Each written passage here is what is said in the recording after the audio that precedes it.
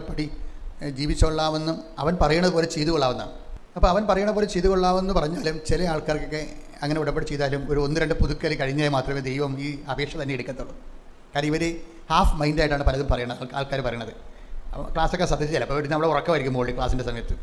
എന്നിട്ട് ഇവിടെ എന്താണെന്ന് അങ്ങോട്ട് ഇങ്ങോട്ട് ചോദിച്ചൊക്കെ എഴുതി വെക്കും. അപ്പോൾ അതിന് അവിടെ തന്നെ ഇത് ഫസ്റ്റ് ആൻസർ തന്നെ ഇത് അബോർട്ടാവും. കാര്യം ഇതിൻ്റെ അകത്ത് വ്യക്തിയുടെ കൺസെൻ്റ് ഇല്ല. വ്യക്തി എന്തോ കേട്ടിട്ട് ആപ്പടെ ആവശ്യം നടക്കാനുള്ള ആക്രാന്തം മാത്രമേ ഉള്ളൂ.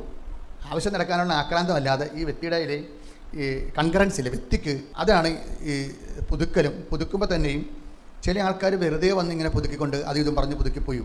അങ്ങനെ വർക്കിയാൽ ഇത് എപ്പോഴും നമ്മൾ ശ്രദ്ധിക്കേണ്ടത്, വളരെ ശ്രദ്ധിക്കേണ്ടത്, ദൈവം നിങ്ങളുടെ ഉടമ്പടി സീരിയസ് ആയിട്ട് എടുക്കുന്നുണ്ടോ, അതൊരു വിഷയമാണ്.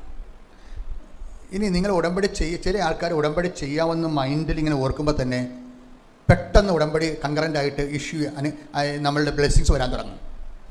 അതിൻ്റെ കാരണം വെച്ച് കഴിഞ്ഞാൽ ദൈവത്തിൻ്റെ ഒരു രീതി എപ്പോഴും എൻ്റെ മക്കൾ ശ്രദ്ധിക്കേണ്ട ഒരു കാര്യമുണ്ട്. നമ്മളുടെ ഫീച്ചർ ഇപ്പം ഞാനൊക്കെ യൂറോപ്പിൽ കുറേ, അമേരിക്കയിൽ 3-4 ധ്യാനം നടത്തി, ഇംഗ്ലണ്ടിലും കുറേ ധ്യാനം നടത്തി, 1-2 ധ്യാനം നടത്തി. ഇപ്പോൾ ഈ ദിവസങ്ങളിൽ മെയ് മാസം ആകുമ്പോൾ ആസ്ട്രേലിയ ധ്യാനമുണ്ട്. ഞാൻ ഇവിടെയൊക്കെ പോകുന്നതിന് മുമ്പ് ഞാൻ ധ്യാനം ബുക്ക് ചെയ്യണം, ചിലപ്പോൾ ഒരു 6 മാസം മുമ്പ്, ഒരു കൊല്ലം മുമ്പൊക്കെ ആയിരിക്കും ധ്യാനം ബുക്ക് ചെയ്യണത് വരെ. അപ്പോൾ ഞാൻ എന്ത് ചെയ്യും, ഞാൻ ഗൂഗിളിൽ ഞാൻ അവിടെ ചെന്ന് ലാൻഡ് ചെയ്യുന്ന സമയത്ത് ആ ധ്യാനം ആ രാജ്യത്ത് നടക്കുന്ന സമയത്തുള്ള ക്ലൈമറ്റ് ചെക്ക് ചെയ്യും. ചില സമയത്ത് അവിടെ പ്ലീസിങ് ക്ലൈമറ്റ് ആയിരിക്കും. ഇപ്പോൾ ഗൂഗിൾ നമ്മളോട് ക്ലൈമറ്റ് ഫോർകാസ്റ്റ് ചെയ്യുമല്ലോ. ഇന്ന് വരണ സമയത്ത് അടുത്ത മെയ് മാസത്തിലോ അല്ലെങ്കിൽ അടുത്ത ഏതെങ്കിലും, ഇപ്പോൾ ഞാൻ ജൂലൈയിലോ മറ്റാണ് ഇംഗ്ലണ്ടിൽ പോണത്, സ്കോട്ട്ലൻഡിൽ പോണത്. അപ്പോൾ അതിൻ്റെ ക്ലൈമറ്റ് ഇപ്പോൾ നോക്കിക്കൊണ്ടിരിക്കുകയും എത്ര അതനുസരിച്ച് നമ്മളെ ഉടുപ്പ് സെറ്റ് ചെയ്യും, എല്ലാ കാര്യങ്ങളും, ഈവൻ മെഡിസിൻ ഉണ്ടെങ്കിൽ മെഡിസിൻ വരെ സെറ്റ് ചെയ്യും. അതിൻ്റെ കാരണം വെച്ച് കഴിഞ്ഞാൽ ഇത് തന്നെയാണ് എപ്പോഴും ദൈവത്തിന് ഇതൊരു പ്രശ്നമാണ്. ദൈവത്തിന് ഞാനാണെങ്കിൽ നോക്കിയെടുക്കണം, ഇത് നമ്മളാണെങ്കിൽ അവിടുത്തെ ആ സമയത്തുള്ള അവിടെ സിറ്റുവേഷൻസ് എല്ലാം നോക്കിയെടുക്കണം. ദൈവത്തിന് ഉള്ളൊരു കുഴപ്പം വെച്ച് കഴിഞ്ഞാൽ ഇതിനേക്കാൾ കുഴപ്പമാണ്, നോക്കിയെടുക്കേണ്ട കാര്യമില്ല. പലരും ഈ ഉടമ്പടി മേടിച്ച് ഇരട്ടത്ത് അടിമേടിക്കേണ്ട കാര്യം ഇതാണ്. ദൈവത്തിന് നിങ്ങളുടെ ഫ്യൂച്ചർ നോക്കിയെടുക്കേണ്ട കാര്യമില്ല, സെർച്ച് ചെയ്ത് കണ്ടുപിടിക്കേണ്ട കാര്യമില്ല.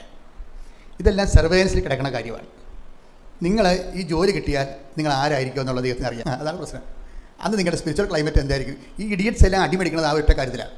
ഇവർ ഇപ്പോഴത്തെ ഒരു ഇതിൽ കയറി ഉടമ്പടി ചെയ്യും, പക്ഷേ നിങ്ങൾ ഈ കല്യാണം കഴിച്ചാൽ അന്നത്തെ നിങ്ങളുടെ സ്പിരിച്വൽ ക്ലൈമറ്റ് എന്താണെന്ന് ദൈവത്തിന് അറിയാം. നിങ്ങൾ അബോർഷൻ ചെയ്യുമോ, നിങ്ങൾ ഇനി കെട്ടിയാൽ ഉപേക്ഷിക്കുമോ, ഇതെല്ലാം സർവൈലൻസിലുണ്ട്.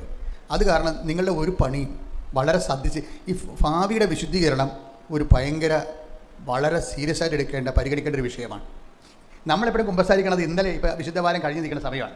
ആൾക്കാർ കുമ്പസാരിക്കണത് എന്താ, കഴിഞ്ഞ കാലങ്ങളിൽ നടന്നിട്ടുള്ള വാക്കിലോ പ്രവൃത്തിയിലോ വിചാരങ്ങളിലോ ഉള്ള നമുക്ക് വന്നിട്ടുള്ള കൾപ്രിറ്റ്, നമുക്ക് വന്നിട്ടുള്ള ഒരു